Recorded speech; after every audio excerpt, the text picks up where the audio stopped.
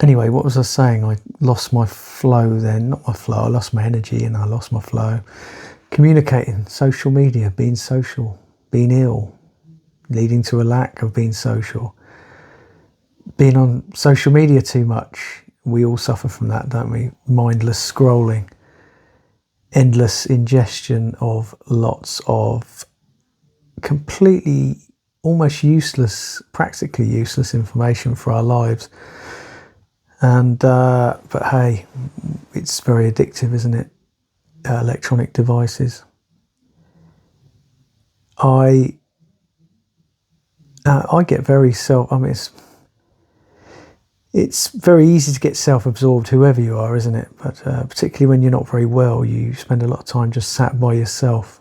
So you're especially with ME, you literally have to just cut off and maybe just sit and rest for an hour at a time, sometimes, or half an hour or 20 minutes, where you just deeply relax every muscle in your body and you focus on the out breath, relaxing every muscle. You just have to cut out, and that's how you survive it. You have to stagger every activity, and there can be a real joy with that, in that you do have a lot of time to smell the roses. You don't have to go to work. I mean, I'd love to be able to go to work, don't get me wrong, but it's just not on the cards. I mean, your job is really just looking after your own health. And I'm sure you, whoever you are, listen to this, if anyone is, you can apply that to your own life, isn't it, with whatever you're going through. Suffering wise, or health struggles, mental or physical. Where was I going with that? I'm getting quite tired, so I need to sitting for long periods of time by myself. So I become particularly self-absorbed because of that, because I get stuck in my own thoughts a lot, and tend to I think I've this isn't a video apologising for myself, but I think looking back, I've become the sort of person who lives through social media quite a lot because of that, partly. But I've become the sort of person I would have taken the piss out of it, myself taken the piss out of in the past. But that's fine. You've just got to do what you've got to do, haven't you? And express yourself, however that is. But what on earth did I want to talk about? I didn't know. I just wanted to chat for the sake of chatting. And well, am I going to try and give some sort of inspirational talk right now? Not really. Am I going to give some profound social commentary on anything in the world at the moment? Definitely not. But it's it's hectic, isn't it, at the moment? It really, if you haven't got all your things, your support structure around you, and you've got a project in life, or you're making progress, or you're relatively settled, then all this stuff going on in the world, it could just send someone over the edge quite easy, couldn't it? And I think people are emboldened, aren't they, in their causes? And if you haven't got a cause and you're a rebel, and we're all rebels to one degree or another, it's just mental, isn't it? But you've just got to crack on. Haven't we, with what we've got to be doing? And I know that if I was doing an actual YouTube video, I'd be looking into the camera and engaging with the audience a little bit more. It is good practice to do that sort of thing. But at the moment, I can't be bothered. I'm too tired. Need to rest. And I have just waffled. I've talked about myself quite a lot, which is quite rare. Communicating. I love communicating. But it's good to have things that you've got planned to talk about, which I didn't.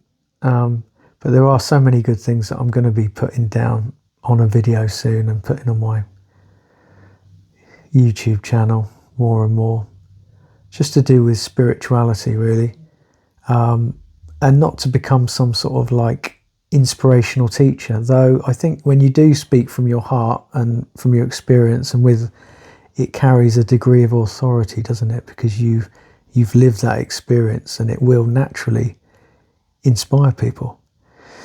There is a paradox, isn't there, in life, that if you try to make an impression, you just will make a horrendous impression on someone. So life must flow naturally, and there's that wonderful it's all a paradox. When you forget yourself, you become truly yourself, and you find yourself in someone else and all that. And I guess we all, no matter what we do or don't believe, we find ways of surviving, don't we? And seeking to live from a place of more consistency and authenticity, and in our search for reality.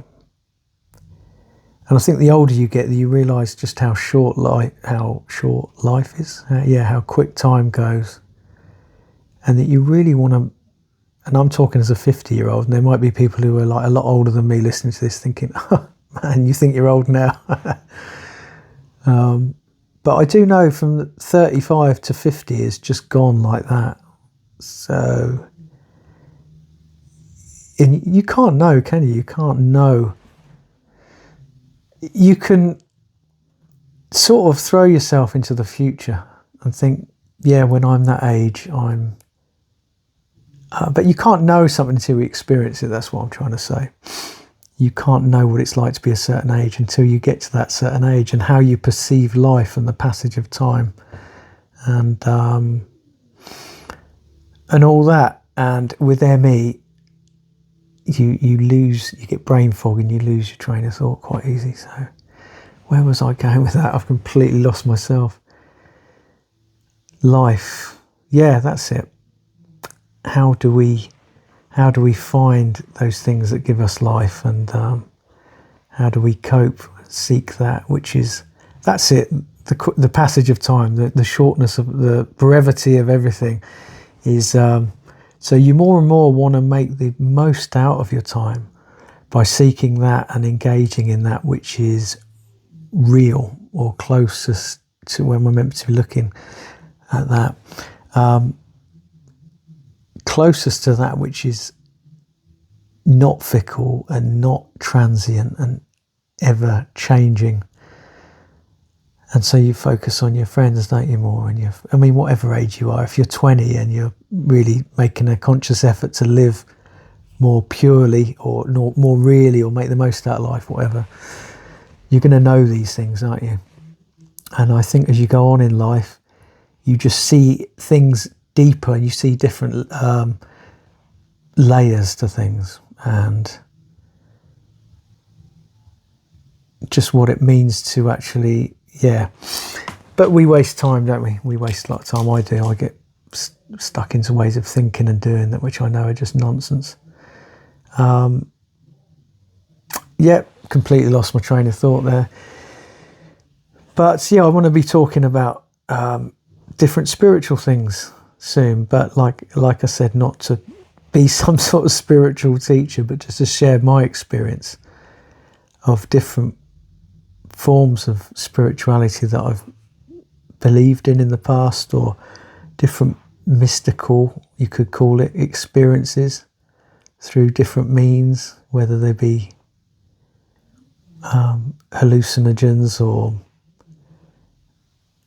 just sitting and breathing and thinking, or when someone is, you're going to lose someone.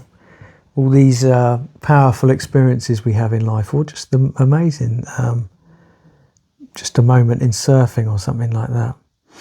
There are different forms of reality where something that is, that transcendent reality comes through, and you get a little taste of reality, whatever that reality is. And we all kind of conclude that it's something to do with love, don't we? Because that, as a human, even if there was no spiritual world, no angels or demons or gods or God, and we were just the fortunate and wonderful, byproduct of naturalistic evolution, we're still going to find that connection with other creatures that sense of safety, and you know,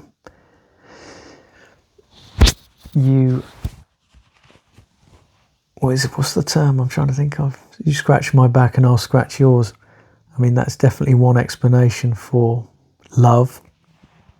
It's a very inadequate one, I think, though, obviously. But yeah, we do conclude that love is the most important thing, don't we? No matter what we do or don't believe. And then there are layers of experience you might have in life through certain things, which might lead you to think that actually, no, maybe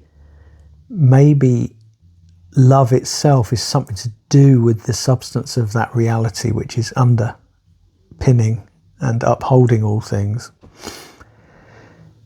And that maybe consciousness, our sense of self-awareness, maybe that's not just a very fortunate but random byproduct of naturalistic evolution. And maybe consciousness predates matter, you know, or they both eternally coexisted or whatever. And I think most of the people I know who are spiritual but not religious have come to that conclusion, that consciousness is the ground of reality. And of course quantum physics and all that ties into that, doesn't it, about how there's potentiality, but what is actualized is dependent on a whole load of things. And you've got, quantum collapse. Could have gone this way, could have gone that way.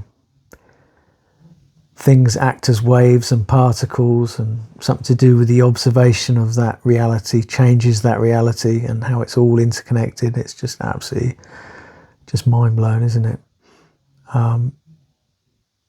But yeah, I'm going to talk more about that soon anyway. I love just talking about all this sort of stuff.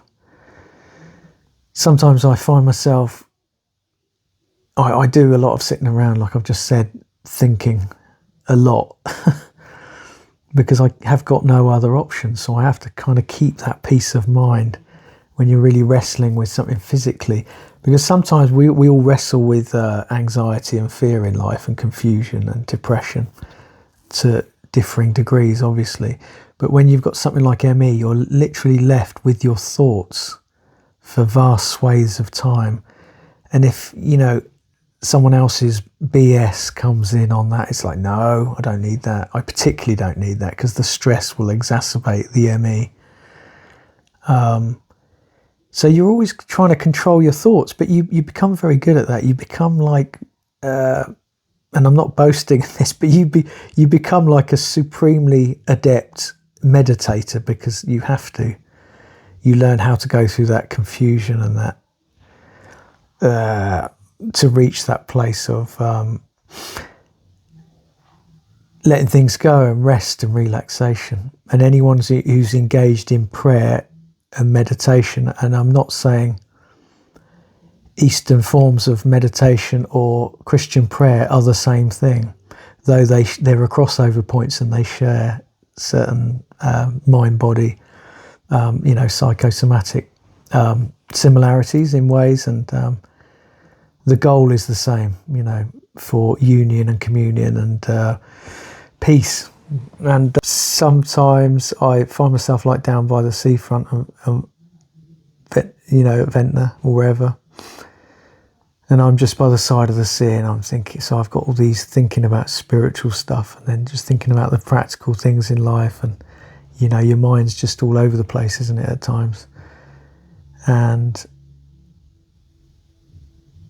yeah, and I'm there sometimes and I'm not feeling too well, and I'm just looking at the sea and I'm thinking, wow, it's really cold and the air temperature's dropping, and you know, what's life all about really? Maybe it is just physical things trying to keep the balance, the equilibrium, and just stay in that fight for survival. And I think on one level it is like that. Nature is, in one sense, quite a cold and indifferent place that we call home, and in which we forge our existence and make our own meaning and purpose. But then on another level, I think it's far, greater than that. And so I can acknowledge that view of reality, which would be more the physicalist, materialist, atheistic, particularly evolutionary point of view. I don't deny evolution.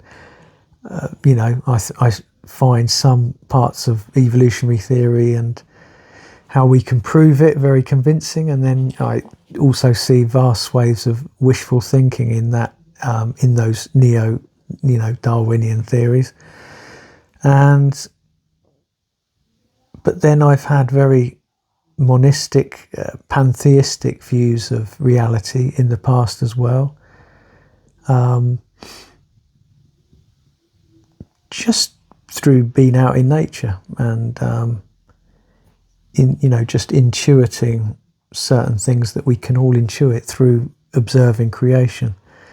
So we can observe some kind of intelligence, some intentionality, with whether you look at morality or the love of beauty or the whole faculty of reason.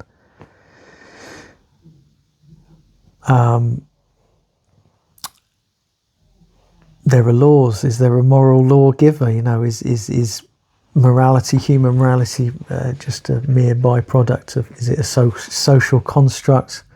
Something that we all, as a society, go, yeah, I think it is partly that, but that only gets us to a point. I think evolutionary theory is there to a point, but I do see personally, whether it's the DNA or the moral law, or the sense of beauty, or the faculty of reason, we're using it constantly. We're constantly, and obviously I'm borrowing from someone like C.S. Lewis now, but we're constantly appealing to fairness, rightness, justice, goodness, love, healing, rather than the opposites.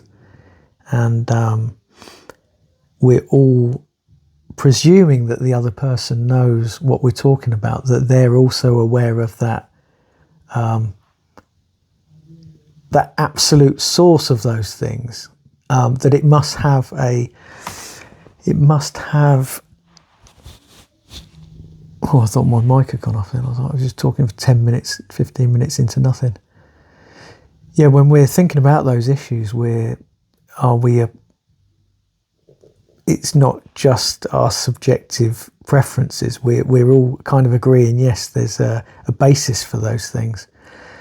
So, I think there is a genetic encoder, is that the word?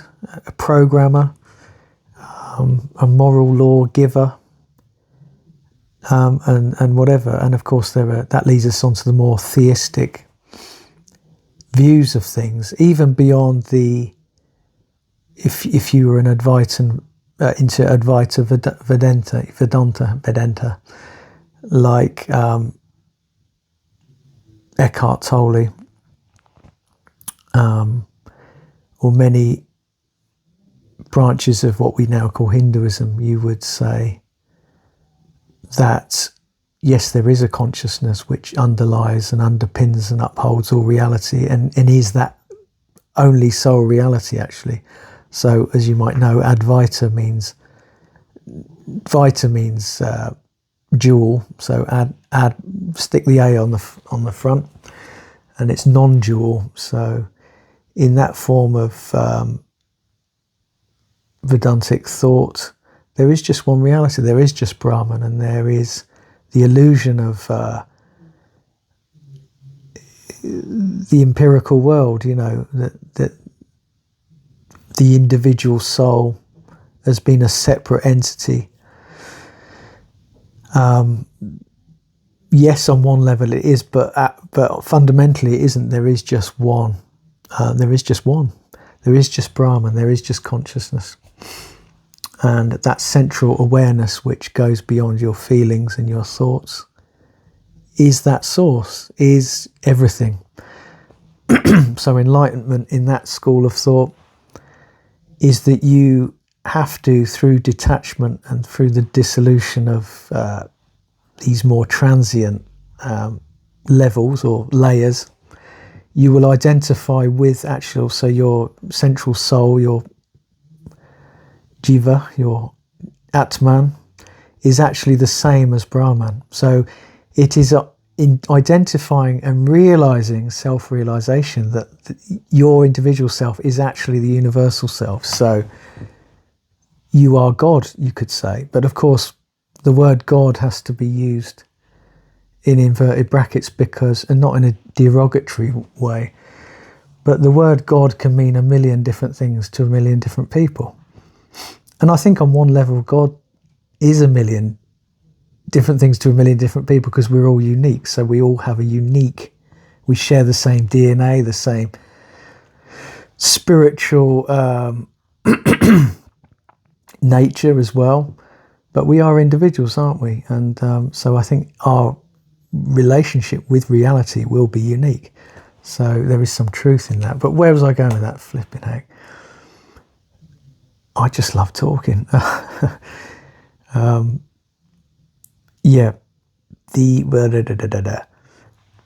So self-realization, enlightenment in Advaitin school of thought, and in most forms of what we now call Hinduism, is that actually, though there are dualistic elements in some forms of Hinduism as well, and you will have Vaishnavists who will worship Vishnu or another avatar, like Krishna or whatever, as they are the supreme personality of Godhead. There is a distinction between the self-aware supreme being and those creatures which are actually distinct from him or her.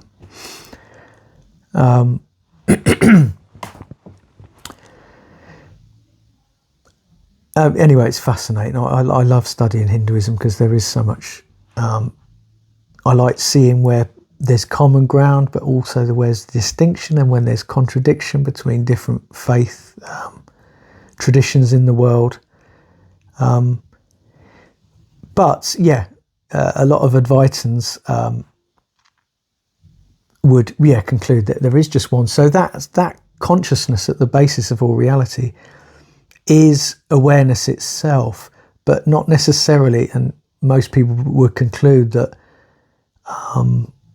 it's neither personal nor impersonal. I mean, it's impersonal, really. Brahman is impersonal. It's not like a sentient, self-aware God who decides to create a universe. The universe just is a manifestation of it.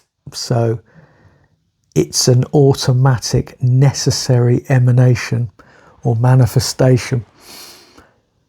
And similarly, you'll get this in Platonism and Aristotelian thought, is where there's a necessary and automatic creation, but it's not really a creation because God's not really a creator. So in Hinduism, Brahman, through manifest Brahman, there's nirguna Brahman, and there's saguna Brahman, and how we perceive through the illusion of Maya, the interplay between the consciousness and the prakriti, the matter, the nature.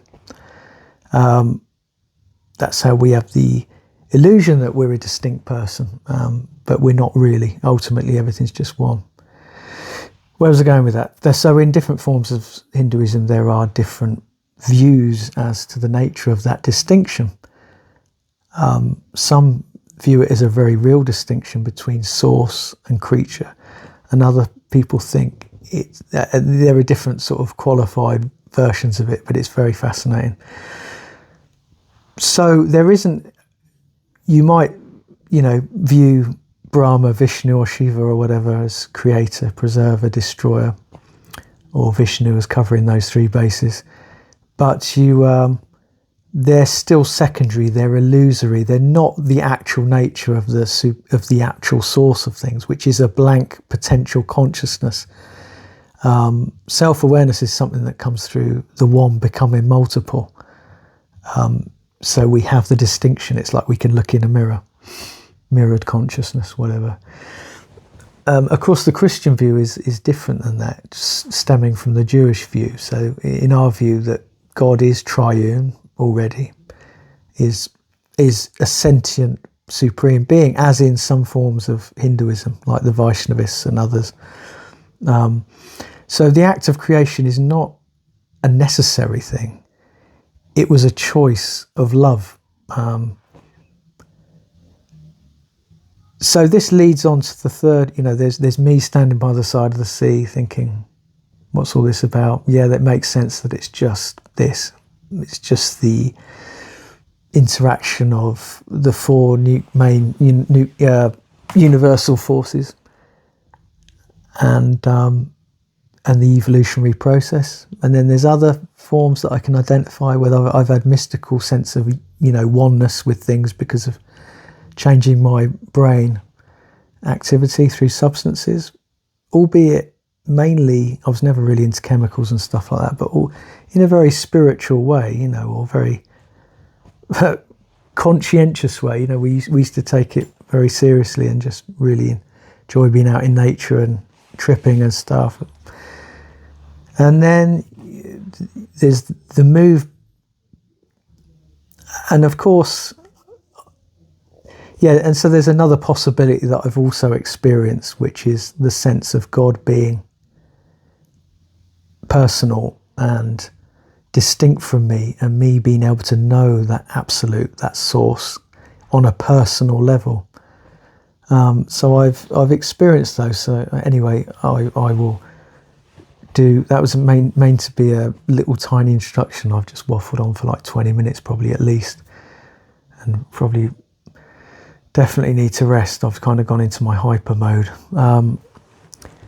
Well, where was I concluding with that? I didn't want to just talk about that for the sake of it.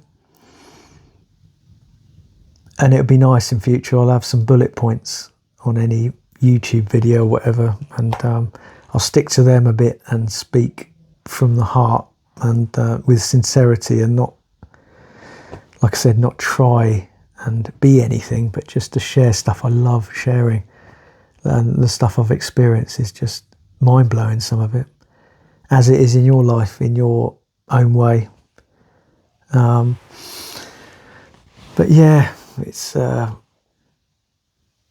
minds are all over the place, aren't they? And we find practices that ground us and that help us in our quest for spiritual reality, which we know intuitively has got to be the thing that we've got to be sourced in and grounded in more and more consistently, live from and through, because everything else will fail you. Everyone lets you down at times. You let yourself down. So how do you find that inner peace that gets you through everything? And I just love thinking, but it's not just about thinking, is it? You've got to, brothers, you must know and not believe.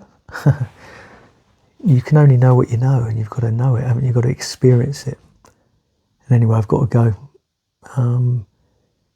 But I'll do some more videos on that anyway. So it won't be just head stuff. It'll be from the heart and seeking to share common ground where we've all experienced things. But at the end of the day, we can agree to disagree on things. Within Advaita Vedanta, they view their impersonal view as Brahman, as the unmanifest Brahman, beyond attributes, beyond any human category. And of course, all Christians believe that God is incomprehensible, beyond any category. But, the Christian view is that God is personal to the core, whereas so there's slight difference. Anyway, I didn't mean to get like that. What I'm saying is that within Hinduism, some would believe that no, God is ultimately personal, self-aware, sentient at the core. And some people will believe, no, it's the suprapersonal, impersonal source, and the personal side is just our projection because we experience things in this personal way, and therefore God, we see God as that, but God is not ultimately like that. But so those two schools of thought within Hinduism would agree to disagree with one another. So it's not just Christians against people who have an impersonal view of the absolute. And we can think that our way is the most complete, and but I guess it's how we just respectfully agree to disagree and just share yeah, just share our experiences, eh? Anyway, over and out.